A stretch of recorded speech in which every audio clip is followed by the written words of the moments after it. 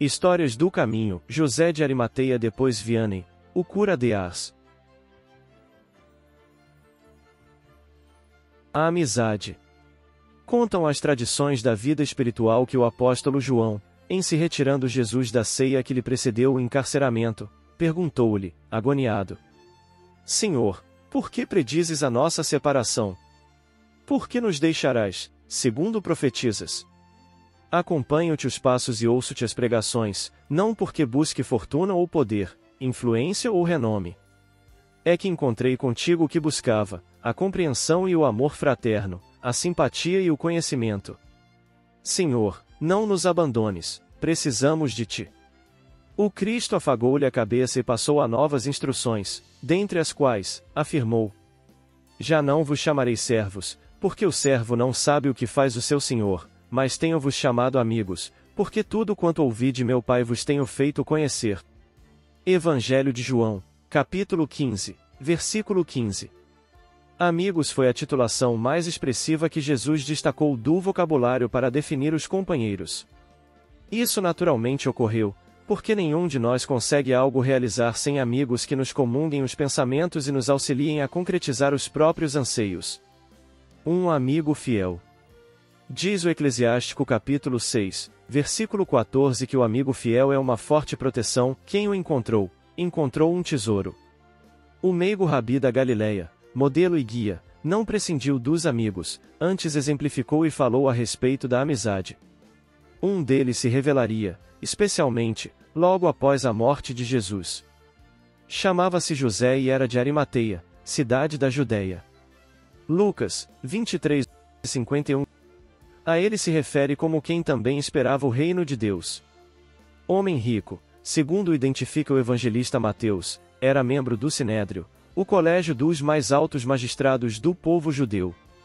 Também conhecido como Sanhedrin, formava a suprema magistratura judaica.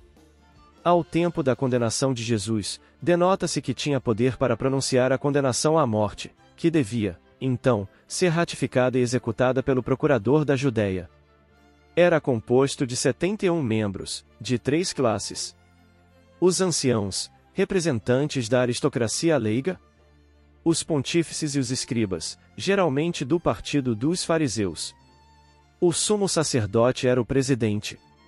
Conforme os apontamentos de Lucas capítulo 23, versículos 50 a 53, José era um homem bom e justo e durante a audiência que condenou Jesus, não concordou com a determinação dos demais, nem com os seus atos. Embora, ocultamente, por medo dos judeus, era discípulo de Jesus, afirma João. No capítulo 19, versículo 38. Ele havia mandado esculpir em rocha o seu sepulcro, o que era costume entre aquele povo. Não raro, registre-se, ligavam maior importância e dispensavam mais carinhosos requintes à moradia do corpo morto do que à casa do corpo vivo. O sepulcro se encontrava em um jardim da sua propriedade, numa esplanada do Gólgota, a cerca de 30 metros do local da crucifixão. Estudos arqueológicos demonstram que os sepulcros cavados na rocha obedeciam quase sempre a um padrão semelhante, uma porta de pouco mais de 1 metro de altura, por quase 70 centímetros de largura, dando acesso a uma câmara interna de pouco mais de 2 metros de comprimento por quase 1 metro de largura.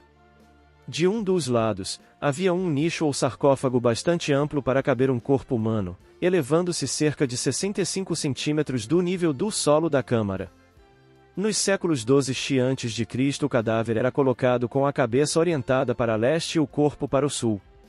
No caso de Jesus, tudo se deu muito depressa, pois que estava para iniciar o preceito sabático do repouso absoluto. Tão logo concretizada a morte, José de Arimateia foi ter com Pilatos e destemidamente requereu dele o corpo do amigo. Temia, sim, que o lançassem em vala comum, junto com os corpos de outros celerados. Pilatos cedeu de imediato. Talvez porque ainda estivesse um tanto perturbado pelo recado de sua esposa, que sonhara com o acusado daquele dia fatídico, ou com as palavras misteriosas do condenado, ou por não ter achado nele culpa alguma. Interessante anotar-se que, se durante a vida pública do Nazareno, José de Arimateia se manteve discreto, oculto, como afirma o evangelista João, após a morte do amigo, ele tudo enfrenta, sem temor. Com a aquiescência do procurador, José retorna apressadamente ao Calvário para frustrar qualquer tentativa brutal dos soldados, com respeito ao corpo que desejava resgatar. Antes do pôr do sol, ele providenciou, junto com Nicodemos, a retirada do corpo da cruz. Eram dois amigos do Cristo que ali se manifestavam. Estranhamente evidencia-se, sem nenhum propósito de crítica, que não foram os parentes que diligenciaram o sepultamento, nem os discípulos que com ele haviam convivido por quase 3 anos. Os dois homens trabalharam afanosamente, mas de forma apressada, embalsamando o corpo, cobrindo-o todo com uma mescla de mirra e aloés, resinas aromáticas muito comuns no Oriente. Parte dessas substâncias era reduzida a pó, parte a líquido ou pasta glutinosa. Embebidas as tiras de pano nessas essências, eram enfaixados cuidadosamente os membros, um a um, começando pelos pés, depois os braços e terminando pelo tronco. O corpo ficava todo envolto em ataduras e faixas empastadas em goma odorífera. Alguns textos apontam que teria sido o próprio José de Arimateia quem trouxe o lençol de linho e o sudário para envolver o corpo e cobrir o rosto, outros dizem ter sido Nicodemos. Com todo cuidado, depositaram o corpo no túmulo e volveram a pesada laje, fechando a boca da câmara rochosa. Os evangelhos nada mais relatam a respeito de José de Arimateia, após a morte de Jesus. Em outras fontes existem poucas informações. Uma delas o identifica como quem seguiu o discípulo Filipe, até a Gália, atual França, de onde teria chefiado um destacamento para a Britânia. Na mitologia celta, ele portaria consigo uma taça que o folclore posterior transformou no cálice da última ceia, vindo a perder-se misteriosamente. A busca do cálice, denominado o Santo Graal, é o tema central das histórias que envolvem o também lendário rei Arthur. Nascer, morrer, renascer ainda e progredir sempre, tal é a lei. Vianney, cura de Ars. João Maria Batista Vianney, o cura de Ars, foi uma das reencarnações do espírito José de Arimateia. Nasceu em 11 de fevereiro de 1778 e desencarnou com 73 anos. José de Arimateia foi quem deu um enterro digno ao corpo de Jesus, após a crucificação. Naquela época, quem morria crucificado, o corpo era jogado no lixo. Vianney não pôde ser padre, porque não aprendia o latim. Foi cura. Ars, na França, tinha 300 habitantes e uma igreja em ruínas. Ele a transformou num ponto de atração, por onde passavam 100.000 peregrinos por ano, em busca de uma bênção de Vianney, o santo dos confessionários. Tinha uma vida exemplar, de renúncia e de sacrifícios extremos. Francisca Lebial, que era cega, procurou pelo cura Vianney, em Ars, acompanhada de sua mãe. Ao dar-lhe a bênção, ele ouviu do Espírito Santa Filomena, que Francisca não podia ser curada, o que lhe causou profunda compaixão. Prometeu orar por ela todas as noites e jamais a esqueceu. Após o seu desencarne, deixou a mensagem que foi inserida em o Evangelho segundo o Espiritismo, onde ele conta esta passagem. No plano espiritual, pôde encontrar Francisca, que também desencarnada, lhe abraçou com grande emoção, apresentando olhos azuis e curados. Mais sobre o cura de Ars. Lições do cura de Ars. Nunca a arte de ouvir foi tão valorizada como nesses dias de solidão em meio à multidão, isolamento social provocado pela pandemia, graves problemas de saúde mental, superficialidade nas relações afetivas, indiferença, dentre outras razões. Ouvir com atenção, indulgência, compaixão e empatia tornou-se qualidade rara e necessária no campo das relações sociais. Todos precisamos dessa escuta sensível, de qualquer faixa etária, gênero, situação cultural, perfil psicológico. É que ser ouvido faz parte das necessidades humanas básicas. Em elucidativo texto intitulado Escutatória, disponível na internet, o autor Rubem Alves afirma a dificuldade humana de escutar o outro, por várias razões. Não saber fazer silêncio interior, indiferença, pressa, desinteresse, falta de humildade para reconhecer o diferente. No silêncio interior estão nossos medos e isso nos atordoa. Escutar é, pois, uma atitude de descoberta do nosso humano e do humano do outro. Um dos maiores escutadores do ser humano foi, no século XIX, um pároco da aldeia francesa, Ars. Um testemunho extraordinário da capacidade de ouvir, consolar, esclarecer e orientar o próximo. Da infância ao sacerdócio. João Maria Batista Vianney, o cura de Ars, nasceu em Dardilly, uma pequena aldeia ao norte de Lyon, distante uns 10 quilômetros, a 8 de maio de 1786, filho de Mateus Vianney e Maria Beluzzi, cristãos fervorosos. Desde pequenino, demonstrava vocação religiosa e se recolhia para orar, longe das outras crianças. Por ter nascido numa aldeia onde se falava um dialeto local, teve dificuldades no aprendizado da língua francesa que teve acesso, a partir dos 13 anos. Em 1809, foi convocado para o exército, mas adoeceu por 2 vezes. Esse fato o fez desertar para viver nas montanhas por 14 meses. Seu pai foi obrigado a pagar pesada multa e seu irmão mais novo teve que se alistar em seu lugar. Desapareceria depois, na Alemanha, e esse fato o atormentou durante toda a vida. Aos 20 anos, começou sua formação para o sacerdócio junto ao padre Balley, que procura minimizar suas dificuldades com a língua francesa e o domínio do latim. Possuía memória fraca e por isso criou fama de ignorante. Frequentou seminários em Verrières e Lyon, sempre contando com a ajuda do padre Balley, que lhe ensinava teologia, francês e latim. Foi, enfim, aprovado em 1814. Somente aos 29 anos foi ordenado sacerdote e se tornou coadjutor do padre Balley, que viria a desencarnar em 1817. Vianney foi, então, enviado, em 1818, para uma paróquia diminuta, de apenas 230 habitantes. Em Ars. A atuação em Ars. Ao chegar em Ars, começou a dar à casa paroquial o seu perfil. Só o necessário. Ali, passaria 40 anos e se tornaria o maior fenômeno da prática da confissão da Igreja Católica, na França. Antes dessa fama de confessor, conquistara os paroquianos com seu jeito simples, simpático e afetuoso. Visitava-os, cotidianamente, dava assistência aos doentes e necessitados, tratava a todos com gentileza, organizou escolas para moças e depois para rapazes, construiu uma igreja para Santa Filomena, mártir romana, criou o grupo de senhoras e se tornou evangelizador dos pequeninos. Procurava tornar atraentes as comemorações religiosas como o Corpus Christi, incluindo a arte. Era médium e alguns fenômenos de efeitos físicos ocorreram com sua presença, na primeira metade da década de 1820. Com o passar dos anos, Ars principiou a receber peregrinos de Lyon e de outros lugares, chegando o cura a passar de 12 a 15 horas no confessionário. Milhares de pessoas o procuravam para se confessar e saíam consoladas e impressionadas com a intuição do confessor, que parecia perceber a problemática de cada um. Aliava firmeza e suavidade, evocando sempre o amor do bom Deus.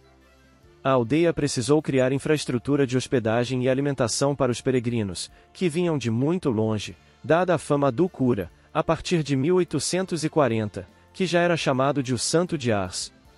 Vianney tinha crises existenciais, se achava incompetente para a tarefa, mas a oração diária, 3 horas pela manhã cedo, e o desejo de servir ao próximo fizeram ser amado por todos. Desejava sair de Ars, mas seus superiores não permitiam e, quando se recolheu, certa feita, em sua aldeia, em 1843, exausto, jovens dessa aldeia foram visitá-lo prestando-lhe solidariedade. Voltou uma semana depois, recebido em festa pela multidão. Uma vida dedicada a servir e a ouvir. Afirmam alguns, que com ele conviveram, que muitas vezes ele chorava com os que iam se confessar e que tocava o fundo do coração das criaturas que o buscavam. Terapeuta inato, dialogava sobre as razões de viver que as criaturas deveriam buscar e sobre o amor do bom Deus. Foi envelhecendo e ficando doente, após décadas de serviço. Em 1859, recebeu os sacramentos e ao ser indagado se estava cansado, respondeu: "Oh, não. Choro pensando na grande bondade de Nosso Senhor em vir visitar-nos nos últimos momentos." Em 4 de agosto de 1859, diria a sua colaboradora Catarina, deixaria o cansado corpo físico calmo e sereno. Exemplos. O cura de Ars é um extraordinário exemplo de superação e desejo de servir. Reconhecia suas deficiências intelectuais, mas a fé e uma firme vontade lhe proporcionaram uma força incrível no serviço ao próximo. O cuidado com os necessitados, o visitar cotidianamente os paroquianos, a preocupação com todas as faixas etárias, a disponibilidade para atender as multidões carentes, a disciplina da oração e da pregação, a visão social da importância da educação para homens e mulheres, a busca de metodologias mais agradáveis para conquistar o público para a temática religiosa, a confiança no amor e amparo divinos são alguns dos legados desse sacerdote que, por ser considerado ignorante, foi enviado para Pequena Ars. Não haviam percebido suas qualidades de devotado servidor do Cristo. Tornar-se-ia padroeiro dos sacerdotes e foi canonizado em 31 de maio de 1925, pelo Papa Pio XI. Em O Evangelho segundo o Espiritismo encontramos, no capítulo 8, item 20, a mensagem intitulada Bem-aventurados os que têm fechados os olhos, revelando toda a sua humildade e submissão à vontade de Deus. Em dias de tanta solidão entre as criaturas, o exemplo do Cura de Ars nos convida a sairmos da indiferença diante do outro, ao mergulho interior que nos proporciona a condição de ouvir para ser útil, a luta constante pela superação das nossas próprias fragilidades. Comentários finais. A misericórdia divina está sempre presente, protegendo e conduzindo a cada um. Quando percebe que o espírito investido da prova está a ponto de desistir ou fraquejar, ele concede tréguas de sofrimentos por um período, com uma cura aparente, que possa amenizar a situação sem que se perca o que já foi conquistado, e é aí que entra o merecimento, para em seguida reassumir o próprio projeto existencial. Por isto que por vezes doenças dadas por curadas, voltam após um tempo, retomando o seu lugar, para o aprendizado ou purificação do espírito em evolução. Quando a benfeitora espiritual reconhecida como Santa Filomena, disse a Vianney, que ele não poderia curar a cegueira de Francisca, é porque ele não podia tirar dela, ainda que ela não soubesse naquele momento, que aquele infortúnio era a chance de cumprir a provação e se redimir ante a justiça divina, seguindo feliz rumo a novas provas, uma vez que o sentimento de culpa que causou a prova expiatória da cegueira estava redimida com as leis imutáveis de Deus. Jesus em sua trajetória de amor junto aos doentes, portanto todos nós, por vezes também não curou, pois a dor era a bênção de amor e redenção. Ele sempre soube a necessidade de cada um de nós. Obrigado Jesus, vem Archote de luz, vem Jesus, viva Jesus! Nascer, morrer, renascer ainda e progredir sempre, tal é a lei. Base bibliográfica. Amizade, pelo Espírito Meimei, Médium Francisco Cândido Xavier, Prefácio pelo Espírito Emanuel, Amizade. Vianney, Cura de Ars, escrito pelo Espírito Irmão José, pela mediunidade de Carlos Abaxeli. Sandra Borba Pereira em palestra pública. Os expoentes da codificação espírita. Curitiba, IFEP, 2020. Capitão João Maria Vianney, o Cura de Ars. Maria Helena Marcon. João Maria Vianney, Cura de Ars, patrono dos sacerdotes. São Paulo, Paulinas, 1998.